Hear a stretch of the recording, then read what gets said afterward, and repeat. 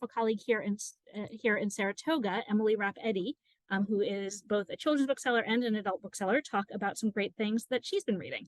So, Emily, why don't you take it away? Hi, everyone. Let me just adjust the camera a little bit. I'm a little taller than Rachel, so most people are. I've got a few children's books and a few of my favorite adult books I've been reading recently. So we're going to start with the children's books. The first book is called Ancient Night by David Alvarez and David Bowles. If we can, that's good. I really love this book. It sort of tells, it's an amalgamation of different stories from Mesoamerica and tells the story of the creation of the sun and the moon. The illustrations are just beautiful. The moon kind of glows in the pictures. And it's a great, at the end of the story, they sort of give you the background and the origins of sort of where each of the elements comes from, so you can really get sort of an idea of the culture and the history of these different myths. It's just a really lovely story and a great sort of evening story. It talks about the moon and whatnot. So definitely a recommendation for a good kids book. And then the other one is The Imaginary Alphabet by Sylvie Dignot. Again, beautiful illustrations. I love this book so much. I tell everyone about it. Each letter has sort of an alliterative sentence or phrase, and then the pictures represent that. And they're just sort of silly and whimsical.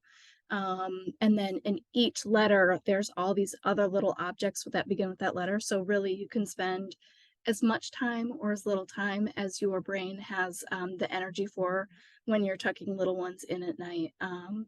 And there's just so much to look at, and, you know, allows kids to really sort of help tell the story and, you know, get in there and sort of look at what the letters are and what the sounds are. So it's a really great book for all ages, and a really good sort of gift book for new parents or little ones who are learning their alphabet. The next children's book, the last children's book, is probably my favorite. It's Finding Fire by Logan S. Klein. This book is wordless, and so it's just told through the pictures. They're absolutely beautiful.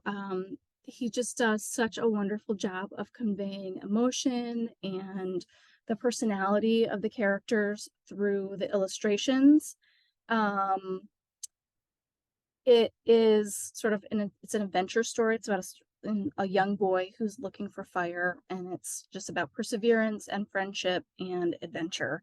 And really a great story. Again, for parents who are tired at nighttime, you can make this book last as long or as short as you need to. And it really gives kids sort of autonomy in telling you the story, which I think is wonderful because they can look at the pictures and tell you what's happening in it as well. Next, we have some adult books. My first adult book is When Women Were Dragons by Kelly Barnhill.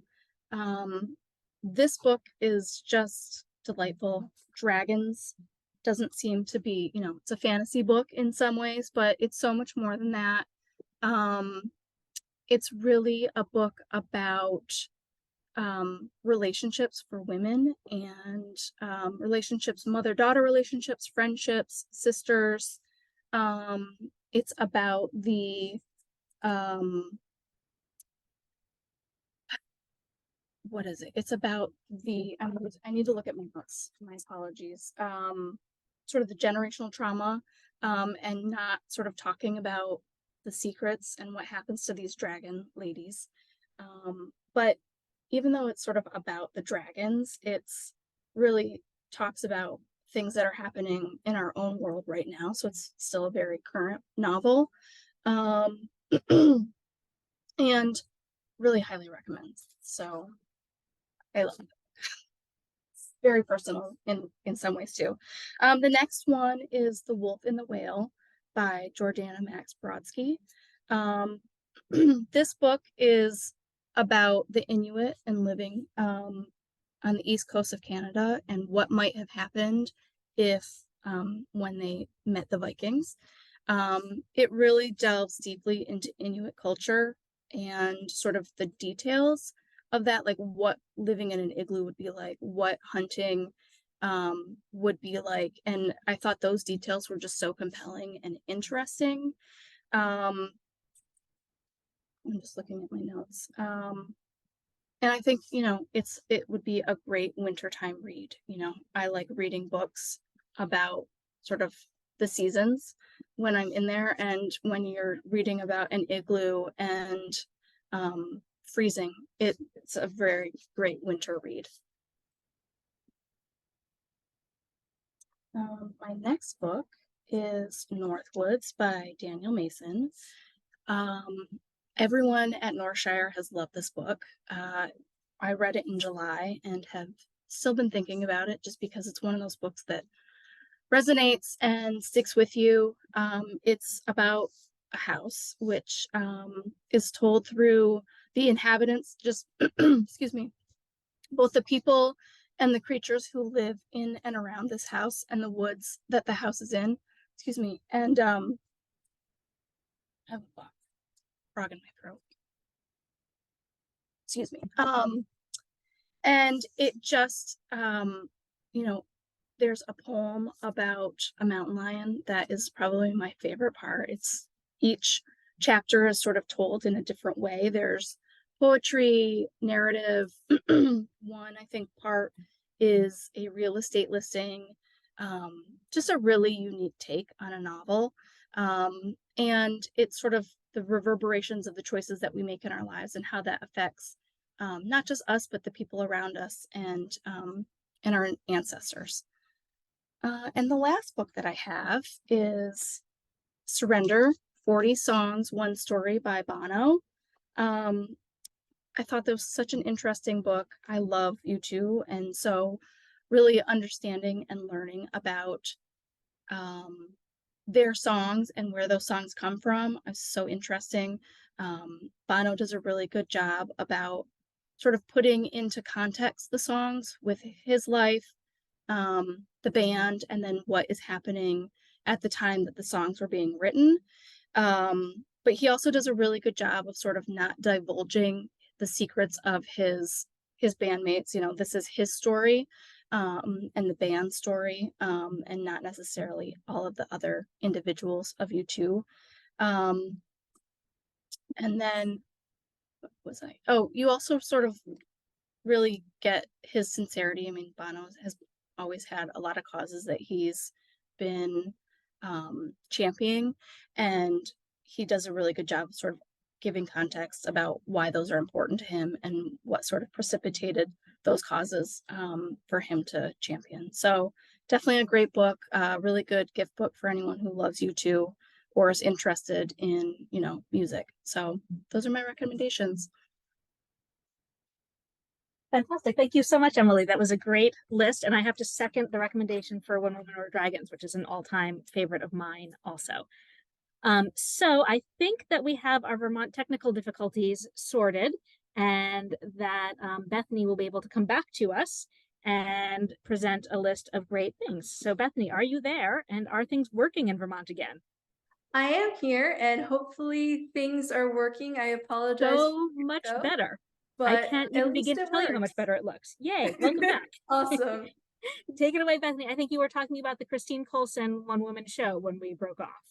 Yes. Okay. So Christine Colson's One Woman Show is a phenomenal, phenomenal book. Like I was trying to say before I got so rudely interrupted by our technical gremlins. It's the story of one woman's life, Kitty Whitaker, told in these very kind of small snippets that are basically like art gallery descriptions beneath like you'd see in an exhibit under like a sculpture or a painting, that kind of thing. So these very, very small, intimate moments of this woman's life, with kind of the lingo and technical jargon that you would expect from someone who's worked at the Metropolitan Museum of Art. So if you're a fan of art history as well as 20th century history, this is a wonderful, wonderful read. It's a really beautiful book. It's a very fast book, but it's one you'll want to keep going back to try to get like the details and sort of the nuances that you may have missed the first time through. It's a wonderful read. I'm so excited for the event. And so I think I also wanted to talk about The Bay by Julia Rampin, which is a book that has a soft release date of next week, but we do have some copies here in the store. It's another debut novel, and it's another one that you would not expect to be a debut novel because of just how sheerly good it is. It tells the story of the 2004 Morecambe Bay disaster, which for those of you who don't know, because I certainly didn't, it was this tragedy that took place off the coast of England, and where a lot of undocumented migrant workers working as what they call cocklers, so basically harvesting shellfish, they drowned in this horrific accident because of unsafe working conditions. And so it tells the story of that very big disaster through a very specific lens. The book goes back and forth between Su Ling, who is a young Chinese girl. She's 17, and she's working as one of these undocumented workers. But she thankfully decides that this isn't quite the life for her. And so she tries to move on with no money, no papers, nothing like that.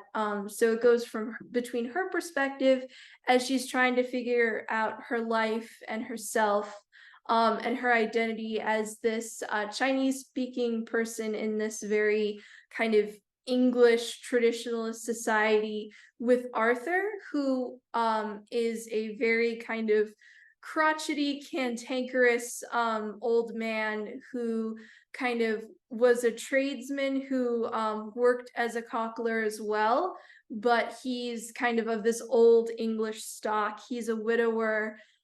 He has this young daughter, this adult daughter, who is trying to like put him in a home that he doesn't want to be in. And it tackles a lot of really big issues like elder care, like undocumented workers and immigration and labor rights. But through this very specific lens of like fatherhood and girlhood and found family as their paths kind of intertwine. It's a beautiful book. It has a lot of like naturalistic elements too. You can really tell that the author has taken her time in learning to describe this kind of beautiful and terrifying coastal landscape that the characters find themselves in. It's a fantastic book. And following up on Emily's wonderful recommendations, I also have some young adult middle reader recommendations. So my first one is Deep Haven by Ethan M. Aldridge, which is a middle reader book. So for anyone between the ages of, usually we say 7 to 14, but you know, every child is different. It's this wonderful kind of Harry Potter-esque dark academia twist on this ghost story, this like supernatural monster story. And the protagonist is a young person named Nev, and they're non-binary. And they go away to this boarding school because they basically ran away from home. They're a tinkerer, they're an inventor, they're very good with their hands, and they're trying to figure out what kind of to do with themselves.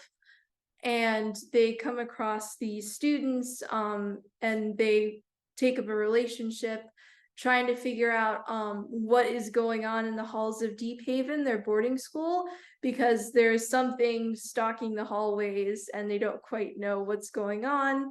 It's a really cool mystery. It's a really fun, spooky read for this time of year. And I deeply, deeply love the illustrations in particular. The author did his own illustrations, and so the book is just covered with these beautiful, beautiful illustrations. It reads like a kind of a modern classic in a way. Um, it has a lot of like classical children's literature themes. And I think it's going to be a series, so it's a really good fit for any middle reader who's interested in like something spooky, something a little bit more on like the mysterious side, which is really, really cool. And then my last book before I turn it over to my wonderfully talented colleague Maya is called The Undetectables by Courtney Smythe. And this one, it's in our sci-fi fantasy section, but I think it works really well as both a book for fans of sci-fi fantasy as well as kind of a burgeoning young adult reader who's looking for something like a little bit more challenging. And basically the story of The Undetectables is there's this chaotic, evil string of like murders and mayhem that are threatening this very diverse and inclusive society of magical beings, magical and non-magical beings, who all kind of live together in this kind of alternate universe, modern day world. And it is up to the Undetectables, who are a self-professed young detective agency comprised of a ghost and then 3 witches, as they try to figure out what's going on and try to figure out the mystery behind these sort of magical crimes. It's a really, really good, fun read. It's got a lot of very silly kind of referential humor, which is a lot of fun. It kind of takes the sting out of some of those scarier parts. It's a really great story. I think this is also going to be a series. So again, it's a really good fit for a child who's looking for maybe something seasonal, something spooky, something fun.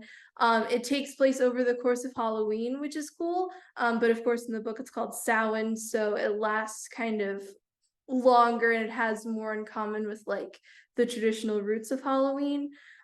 So I would highly recommend it. It's a great book. And yeah, I think that's about it. Thank you so much for listening, and thank you for bearing with us through our technical gremlins. Yes, Bethany, thank you for being so patient and cool through the technical gremlins, because that was not fun over there, I don't think. So, and yes, thank you, audience, for bearing with that too.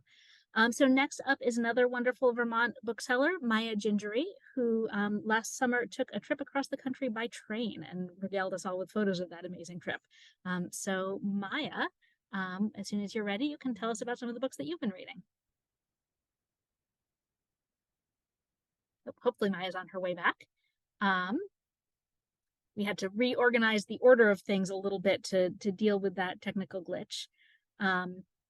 I can tell you all while we're waiting for Maya to reappear that I have been rereading the Freya Marsk's wonderful Last Unbinding series. So the series that started with A Marvelous Light and then A Restless Truth, and then the third book, A Power Unbound, comes out in just a couple of weeks, and Freya Marsk will be in the store, in our Saratoga store, and I get to interview her. So I'm super excited about that, and it's been a lot of fun rereading. I don't often get to do that in my book selling life, but I've been doing it now. And the first of the, here is Maya back. Excellent, thank you. Maya, you just need to unmute yourself, which will be down at the bottom of your screen. Okay. Perfect. There you go. So I introduced you, actually, I didn't realize you weren't back yet, so I introduced you a little too soon. So you've already been introduced, and then I talked about a couple of books quickly, and you can go ahead and start talking about your list whenever you're ready. Okay, thank you. Hi, everybody. I'm Maya. I work at the Manchester store in Northshire, the Northshire in Manchester, sorry. The first book, so I'm a nonfiction reader, let me put it that way. And the first book I'm going to talk about is a book I read last year, actually, but it's back on the bestseller right now. And it's called Strangers to Ourselves, Unsettled Minds, and the Stories That Make Us by Rachel Aviv. This is a book, well, first, I'd like to talk about the author a little bit, just because, you know, I'm an artist and I like to recognize the artists that create the books that we're reading. Aviv is a staff writer for The New Yorker. This is her first book. She's an American. She writes for The New Yorker on medical issues, guardianship abuse, family courts, things like that. But she's written this first book, which is about mental illness. And it was voted one of the 10 best books of 2022 by the New York Times. It made their list anyway. So Strangers to Ourselves is a book about mental illness, bookended by Rachel, the author's own experiences in the mental health world. Let's put it that way. She was diagnosed with anorexia at a very young age, and she was so young that they couldn't figure out, you know, what was wrong with her. She'd stopped eating, but she was, you know, like 6 years old, and she actually couldn't explain what she was feeling, and etc. So so it took them a while, but they finally you know, diagnosed her, and she was treated for it as a 6-year-old. But her experience taught her quite a lot about the mental health field. And so she's writing this book as a way to explain how the medical profession can both help and hurt those it's trying to help. And she does this by explaining the stories of 5 different people. And it's basically about the subtleties and uncertainties that we carry about ourselves and the complexities of the factors affecting mental illness, like biological, genetic, psychological, and environmental issues. She illuminates her ideas by telling the stories of these 5 people. One of them is Ray, who was treated for, or rather was not treated for his psychological illness and sued the hospital that didn't treat him correctly. Then there's Bapu, who was a very wealthy Brahmin woman in India who repeatedly kept leaving her family to try to be a religious zealot or mystic, and they dismissed her mental illness until she finally became completely psychotic. Then there's Naomi, who committed matricide. She attempted to kill herself and her 2 babies, who did die by throwing themselves in a river. And her reasons for doing so were very lucid, but on the other hand, they said she needed to be committed. And then there was Laura, who was a Harvard grad, and she was put on medications practically all her young adult life, and finally one day decided, I'm going to go off the meds and see what happens. She wanted to find out who she really was. So this is what the book is about. It's well-written, very lucid stories, and she bookends the book with first her own story, and then at the end how she feels about it as an adult. So I recommend it. It's something that I read last year, but it's kind of stayed with me for quite a while. All right. Now, the other books I'm going to talk about are kind of about technology. I'm kind of a tech nerd. But the first book I want to talk about is this one, The Heat Will Kill You First, Life and Death of a Scorched Planet by Jeff Goodell. Mr. Goodell is an American author and a contributing editor to Rolling Stone. His writing focuses on energy and environmental issues. This is, I think, the second or third book he's written, or maybe the second book on the topic of climate change. And this is a book you want to read if you are concerned at all about climate change, if you want to understand what's going on in the world concerning climate change. He is an excellent researcher and investigative reporter. He really spells out in great detail the various ramifications of what will happen when the Earth heats up.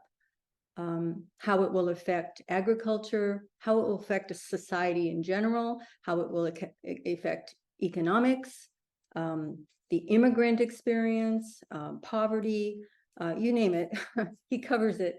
And it's quite a chilling book on some levels, but it's also, you know, hopeful, I find, in that you learn so much about what to expect if we don't make changes soon to our civilization, basically, with the changes we have to make, and what we can expect if we don't make those changes. So anybody who's interested in the future and climate change and how it will affect our societies, definitely read this book. All right. The next book I'm going to talk about is Homo Deus by Yuval Noah Harari. Harari is an Israeli author, a public intellectual, a historian, and a professor of history at the Hebrew University of Jerusalem. His first book, Sapiens, was a big bestseller, and it basically tells the story of how humans came to dominate planet Earth. Homo Deus, as a sequel to that, talks about the future of humanity and how our mastery of the Earth has led us to a certain point in which we have conquered the 3 plagues of existence that used to, you know, be the dominant influences of any civilization, which was famine, plague, and war. We've basically eliminated them. Through the use of antibiotics and other and the nuclear war, the issue of nuclear war basically has created peace in our world. When everybody has a nuclear bomb, then nobody wants to blow it up. So, and then of course, you know, famine, most everybody can eat. Not everybody, but we have pretty much, through agricultural technology and everything, pretty much solved those 3 problems of famine, war, and plague. So now we have a new tomorrow on the horizon, and we're looking towards the future. And basically, artificial intelligence and genetic manipulation is the future in his mind. Now, this book, I can't recommend it enough. It is just chock full of information. It is so informative and so riveting to, it's so informative. It's something that you can just spend hours reading, and you want to reread and reread. And those are the kind of books that I like. So I recommend this if you're at all interested in history, science, philosophy, sociology, anthropology, you name it. All the disciplines are in here. He is quite an intellectual, and it's chock full of so many details. It's so informative, and a great follow-up to Sapiens. All right. Next, I'm going to talk about this book, Elon Musk by Walter Isaacson. Isaacson, as many people may know, is an American author, journalist, a professor. He was president and CEO of the Aspen Institute. He was chair and CEO of CNN and editor of Time magazine. He's written a whole bunch of biographies, which other people may know about, on Benjamin Franklin, Kissinger, Einstein, Leonardo da Vinci, Jennifer Doudna, Steve Jobs, and now this is his latest biography on Elon Musk. Arguably, I don't think arguably, but probably the most famous and controversial entrepreneur of our times. It is not perhaps one of his best biographies. The chapters are rather short, but it spells out in excruciating detail, actually, how Musk came to be who he is, how he started out, how he made his millions, billions, what motivates him, which is basically, he's very interested in combating climate change and taking us towards a sustainable future. And everything he does is with that in mind. So whatever you may think of Musk, I read it because I really wanted, I was very curious. I also wanted to read an Isaacson biography fully. And I just came to have a lot more respect for Musk and Isaacson, actually. He is a very interesting and eccentric character. As Isaacson said, he has perhaps multiple personalities and he's very driven. But he's a fascinating character, and what he's accomplished in his 52 years now is extraordinary, and there is more to come. He's really, he has now, I think, 5 companies that he's operating, including X, formerly known as Twitter. He has, Tesla, SpaceX, Neuralink, the Boring Company, and X. And he's developing artificial intelligence, and he is an incredibly motivated entrepreneur, and I think he is the face of the future. He is going to push us into the future, that's for sure. Whatever he's doing is very important in my mind. And so I read this book and I recommend it if you're at all interested, again, in the future. All right. The next book was my favorite book of the year. It's called The Maniac by Benjamin Labatut. Last year, I read his book called When We Cease to Understand the World. Now, Labatut is a Chilean author, and When We Cease to Understand the World was his first book. It was shortlisted for the Booker Prize, and it was a finalist for the National Book Awards, I believe.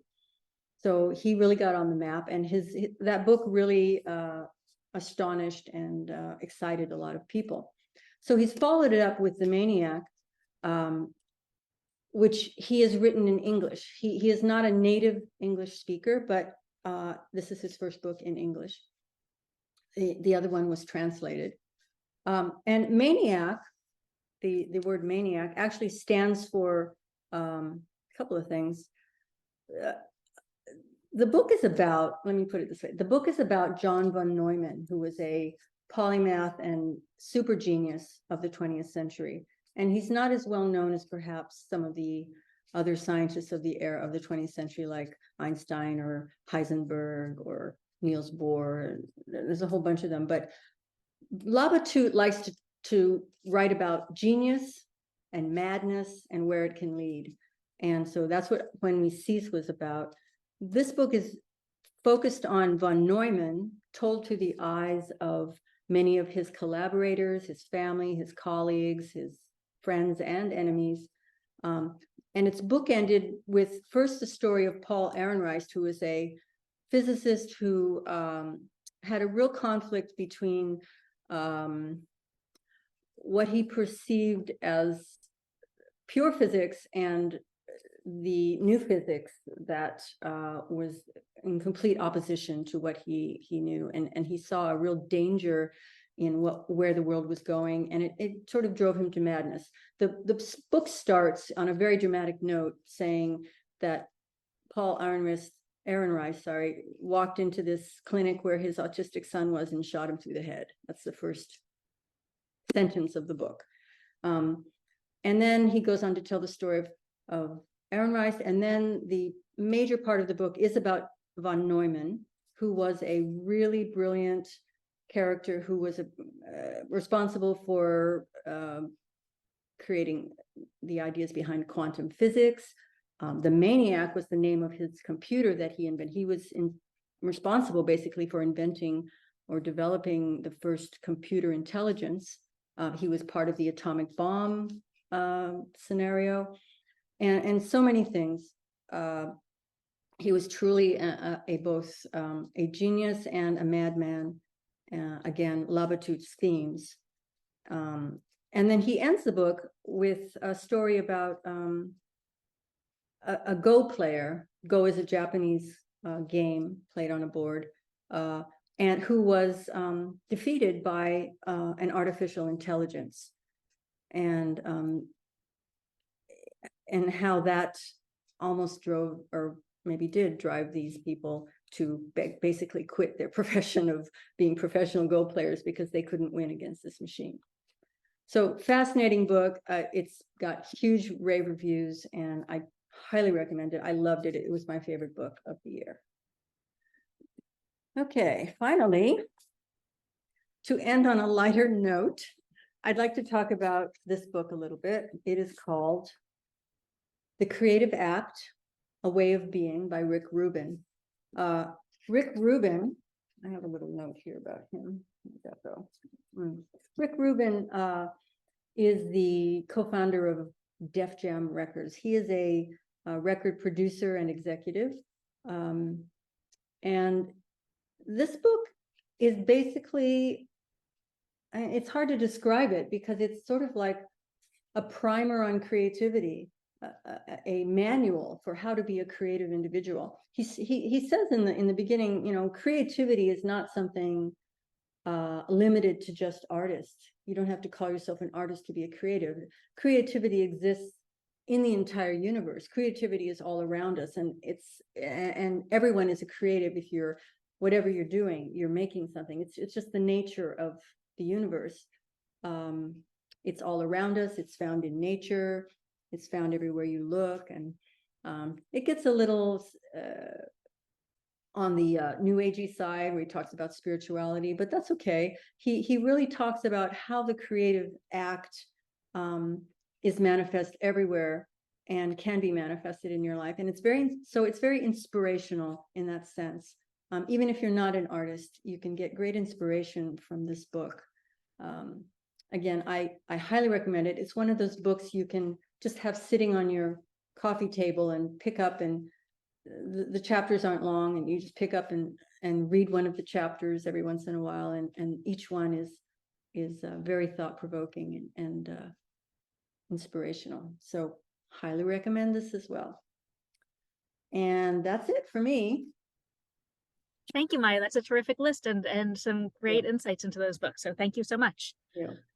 Audience, thank you so much for joining us this evening. You can find all of the books that we discussed tonight at northshire.com on the blog post that I shared with you.